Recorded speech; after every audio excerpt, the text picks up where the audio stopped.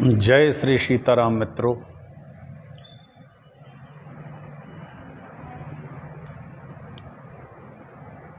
मेरे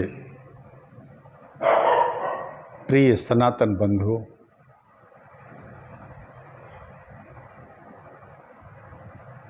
वंदनीय गुरुजनों, वंदनीय समस्त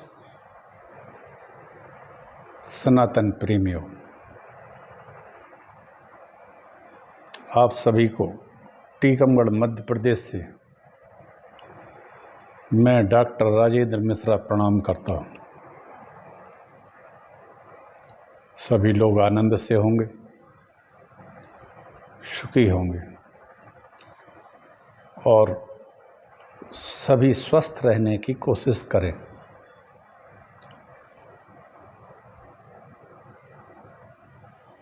सभी लोगों से मेरा एक कहना है कि अपने पेट को, उदर को गटर ना बनाएं। गटर में जो गंदगी जाती है उसी तरह का भोजन आजकल लोग करने के आदी होते जा रहे हैं और बच्चों को भी कराते हैं। अभी कुछ दिन पहले एक जन्मदिन की पार्टी में केक खाने से जिसकी जन्मदिन था वो लड़की मर गई थी।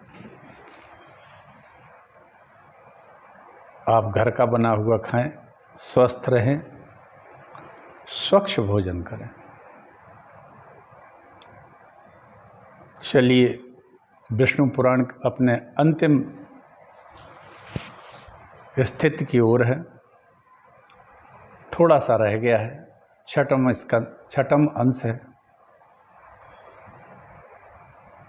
आप मित्रों, मेरा YouTube पर चैनल है हरि बोल डॉक्टर राजेंद्र मिश्रा। YouTube के चैनल पर जाकर आप सभी उसको साइड पर जाके सब कुछ जो चाहें आप सुन सकते हैं। जो मैंने बोला है, मैं निरंतर 3 वर्ष से अधिक हो गया है बोलते हुए, और विष्णु पुराण ये हमारा 6वां पुराण है। 18 पुराणों के क्रम में यह 7 में तीसरे स्थान पर आता है। वैसे मित्रों, एक बात और है, हमारे पाठ्यक्रम में वेद, पुराण, विशेषकर गीता, रामायण, इनका एक सब्जेक्ट होना चाहिए और इसका स्कॉलर भी होना चाहिए।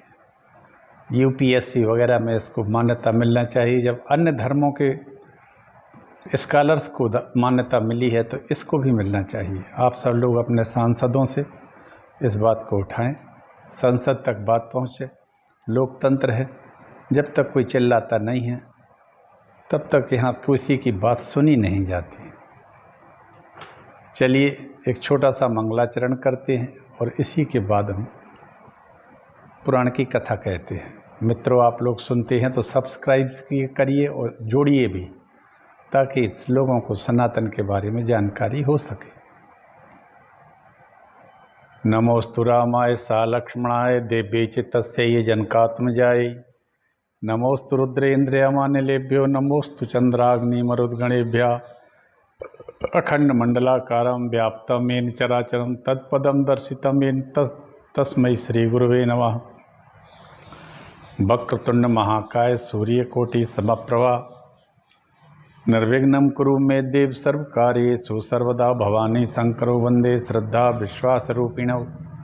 याभ्यां विना न पश्यन्ति सिद्धाः स्वान्ताः तस्मै नारायणं नमस्कृत्य नरं चैव नरोत्तमं देवीं सरस्वतीं व्यासं ततो जयमुदीरयेत्। तुलसीदास के पद कमल बारंबार मनाए, गुण गावहु श्री राम के हनुमत होई सहाय। अयोध्या मथुरा माया काशी कांची अवंतिका, पुरी द्वारावती गेया सप्तैता मोक्षदायका। प्रभु समरथ सर्वज्ञ शिव सकल कला गुणधाम, योग ज्ञान वैराग्य निधि प्रणत कल्प तरुणाम। भक्त भक्ति भगवंत गुरु चतुर्नाम बपरु एक, तिनके पद बंदन करो नासत विघ्न अनेक। सियावर रामचंद्र की जय। तो कलयुग का निरूपण मैंने कल कहा था कि कलिकाल में किस तरह की स्थितियां समाज की होगी, सामाजिक दशा क्या होगी। बहुत सारे पथ निकल आएंगे, मत निकल आएंगे, और जो जितना ज़्यादा गाल बजाएगा वो उतना ही बड़ा पंडित माना जाएगा। पंडित किसी जाति विशेष से नहीं है, वो हर व्यक्ति से है जो जितना अधिक गाल बजाए, प्रभावित करे, गप्पे दे, अच्छे अच्छे मेकअप करके बैठे, पता ही नहीं लगे कि ये पुरुष है कि स्त्री है, और किसी भी झूठ को इतने तरीके से बोला जाए कि वो सत्य लगने लगे। ऐसे कथावाचकों की एक बड़ी भारी बाढ़ आ गई है। बहुत सारे ब्रांड आ गए हैं नए नए, जो भ्रामक स्थिति पैदा करते हैं। कोई अपने पैर की धूल के लिए लोगों को कहता है, कोई कहता है शंकर जी के ऊपर रंगीन जल डालो तो रंगीन हो जाओगे। कोई उसी में कोई कहता है कि शंकर जी के पत्ते के ऊपर शक्कर चढ़ा के उसको खाओ तो डायबिटीज़ ठीक हो जाएगी। कोई रुद्राक्ष को पहनने से असाध्य रोग ठीक होने की बात करता है। कोई केले केला खिलाता है, कोई खीर ही खीर खिलाता है। ना जाने ऐसे कौन से पुराणों में, कौन से वैदिक शास्त्र में इस टाइप की बातें हैं। पब्लिक चूँकि जानती नहीं है, सीधी सादी है, इसलिए जो जितना गाल बजा ले वो उतना ही बड़ा माना जाता है। जाम लग जाते हैं सैकड़ों किलोमीटर के इन लोगों के कारण। अब आप सभी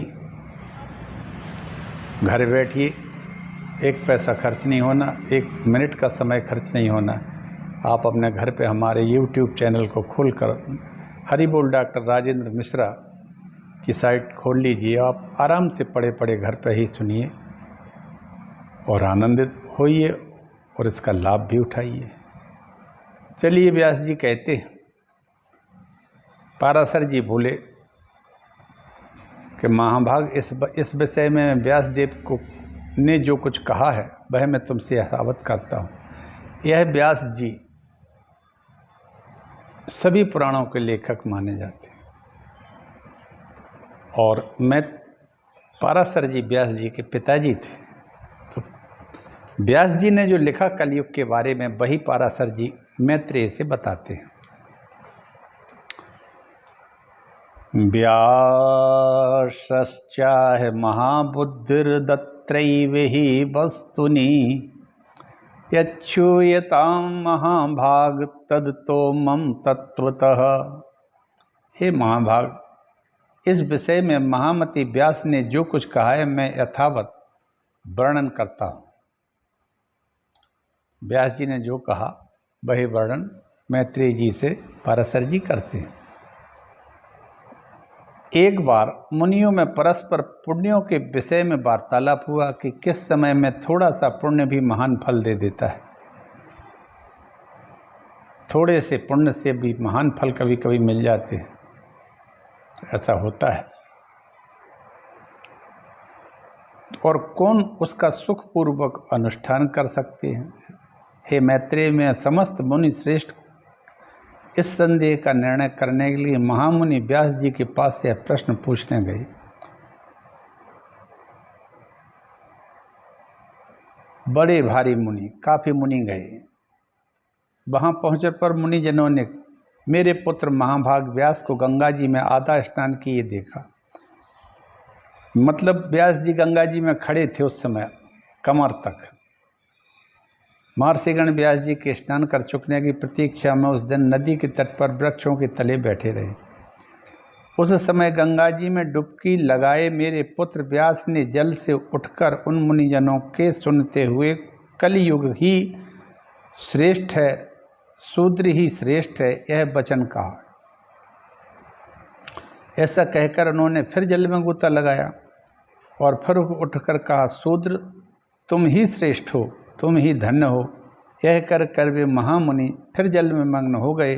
फिर खड़े होकर बोले, स्त्रियां ही साधु हैं, वे ही धन्य है और उनसे अधिक धन्य कोई नहीं।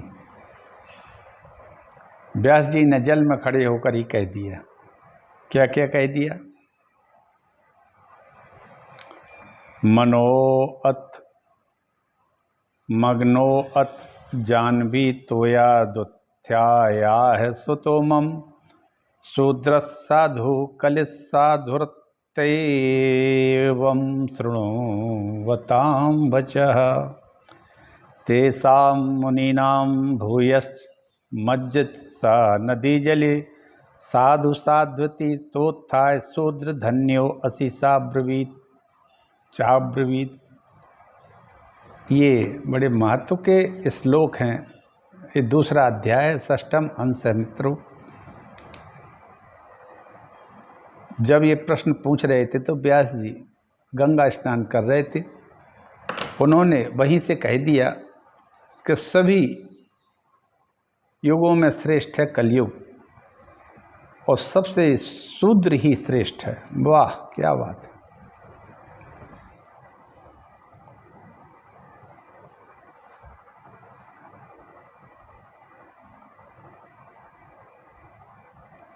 पहले छोटे बड़े का कोई ज्यादा भेद नहीं था और कह दिया कि महात्मा है सबसे श्रेष्ठ साधु महात्मा औरतें हैं, महिलाएं हैं। तदनंतर जब मेरे महाभाग पुत्र व्यास जी स्नान करने के अनंतर नियमानुसार नित्य कर्म से निवृत्त होकर आए तो वे मुनिजन उनके पास पहुँचे। वहाँ आकर जब भी यथायोग अभिवादन आदि के अनंतर आसनों पर बैठ गए तो सत्यवती नंदन व्यास जी ने उनसे पूछा, आप लोग कैसे आए? तब मुनियों ने उनसे कहा कि हम लोग आपसे एक संदेह पूछने के लिए आए थे, किंतु इस समय उसे तो जाने दीजिए। एक और बात हमें बताइए कि भगवान, आपने जो स्नान करते समय कई बार कहा कि कलयुग ही श्रेष्ठ है, शूद्र ही श्रेष्ठ है, स्त्रियां ही साधु हैं, स्त्रियां ही महात्मा हैं और धन्य है, सो क्या बात है? यह संपूर्ण विषय हम सुनना चाहते हैं। हे महामुनि, यदि गोपनीय ना हो तो कहिए। पाराशर जी कहते, मुनियों के इस प्रकार पूछ पर व्यास जी हंसते हुए बोले, हे मुनि श्रेष्ठ, मैंने जो इन्हें बारंबार साधु कहा था उसका कारण सुनो। हे द्विजगण, जो फल सतयुग में 10 वर्ष में, जो व्यास जी ने कहा उनसे कि जो फल सतयुग में 10 वर्ष में तपस्या ब्रह्मचर्य जप आदि करने से मिलता है, त्रेता में 1 वर्ष में, द्वापर में 1 मास में और कलयुग में केवल 1 दिन रात में प्राप्त कर लेता है। इस कारण ही मैंने कलयुग को श्रेष्ठ कहा है। फल सतयुग में ध्यान से, ध्यान प्रथम युग मख विधि दूजे, द्वापर परिशोषित वर पूजे। सतयुग में ध्यान, त्रेता में, गोसाई जी ने लिखा है ध्यान प्रथम मख, प्रथम युग में ध्यान, दूसरे में मख यानी कि यज्ञ, तीसरे में भगवान का देवार्चन प्राप्त होता है। वही कलयुग में कलयुग केवल नाम आधारा, सुमरी सुमरी नर उतरे ही पारा। ऐसा व्यास जी ने गोसाई जी ने लिखा है। वही कलयुग में श्री कृष्णचंद्र जी का नाम कीर्तन करने से मिल जाता है। कीर्तन संकीर्तन से मिल जाता है। धर्मज्ञगण, कलयुग में थोड़े से परिश्रम से ही पुरुष को महान धर्म की प्राप्ति हो जाती है, इसलिए मैं कलयुग में से अति संतुष्ट हूँ। अब शूद्र क्यों श्रेष्ठ है अभी बता देता हूँ। द्विज जातियों को पहले ब्रह्मचर्य व्रत का पालन करते हुए वेदाध्ययन करना पड़ता है। अब शूद्र सर्वश्रेष्ठ इस युग में क्यों है? क्योंकि ब्रह्मचर्य व्रत का पालन करते हुए ब्राह्मणों को रहना पड़ता था, फिर स्वधर्म का आचरण से उपार्जित धन के द्वारा यज्ञ करने पड़ते हैं। इसमें भी व्यर्थ वार्तालाप, व्यर्थ का भोजन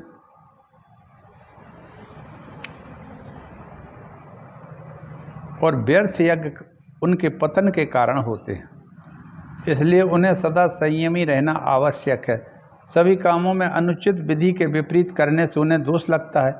यहाँ तक कि भोजन और पान आदि भी वे अपनी इच्छा के अनुसार नहीं भोग सकते, क्योंकि उन्हें संपूर्ण कार्यों में परतंत्रता रहती है। द्विजगण इस प्रकार वे अत्यंत क्लेश से पुण्य लोकों को प्राप्त करते हैं, किंतु जिसे केवल मंत्रहीन पाक यज्ञ का ही अधिकार है, वह शूद्र द्विजों की सेवा करने से ही सद्गति को प्राप्त कर लेता है। ये है इसका कारण। जहाँ ब्राह्मणों को बहुत सारी धार्मिक मान्यताओं के अनुसार रहना पड़ता है, शूद्रों को केवल कुछ नहीं करना है, वह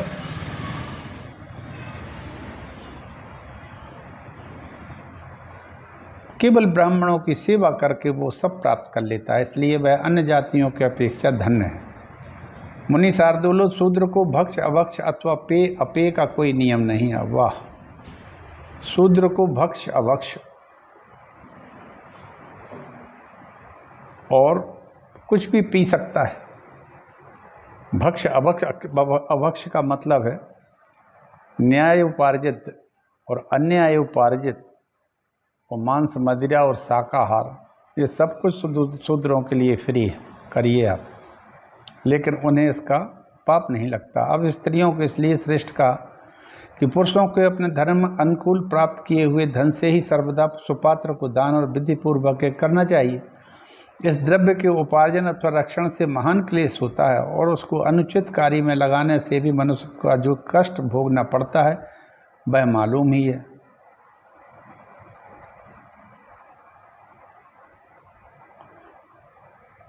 व्यक्ति अनुचित कार्यों से पैसा कमा के अनुचित कार्यों में ही लगाता है,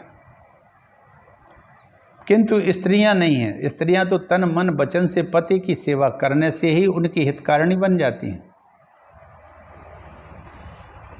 और शुभ लोगों को अनायास से वो प्राप्त कर लेती हैं जो पुरुषों को नहीं मिल सकता।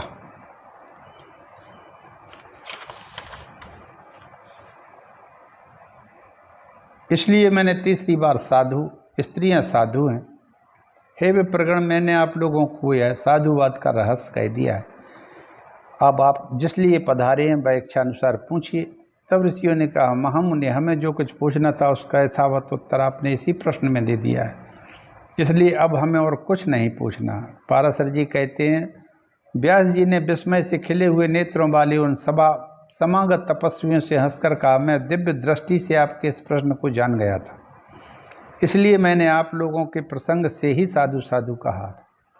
जिन पुरुषों ने गुण रूप जल से अपने समस्त दोष धो डाले, जिन पुरुषों ने गुण रूप जल से अपने समस्त पाप को धो डाला है, उनके थोड़े से प्रयत्न से ही कलयुग में धर्म सिद्ध हो जाता है।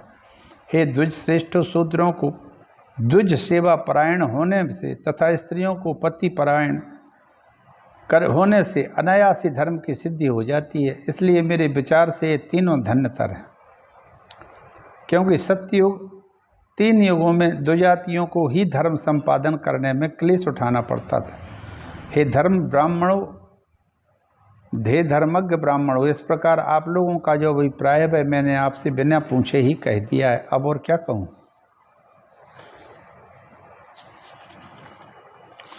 पाराशर जी कहते हैं, तदनंतर उन्होंने व्यास जी का पूजन कर उनकी बारंबार प्रशंसा की और उनके कथन के अनुसार निश्चय कर जहाँ से आए थे वहीं चले गए।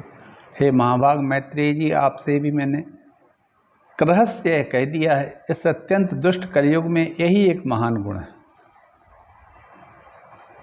है तो बड़ा दुष्ट ये कलयुग, लेकिन एक अच्छा गुण यह है कि इसमें इस युग में केवल भगवान कृष्ण का नाम अगर संकीर्तन कर लिया, हरे राम राम राम हरे हरे, हरे कृष्ण कृष्ण कृष्ण हरे हरे। तुलसीदास जी भी कहते हैं, तुलसीदास अनायास राम पद पाए ही प्रेम पसाओ, सुन सीतापति शील स्वभाव। अरे राम जी के गुणों का ही मन में चिंतन करो को अनायास राम जी का भक्त पद मिल जाए, ले जाएं अपने लोग को साकेत धाम को।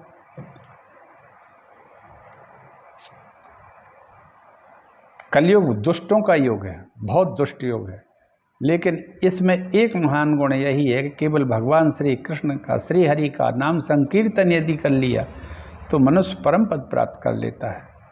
अब आपने मुझसे जो संसार के उपसंहार, प्राकृतिक प्रलय और अवान्तर प्रलय के विषय में पूछा था, वह भी मैं सुना देता हूँ।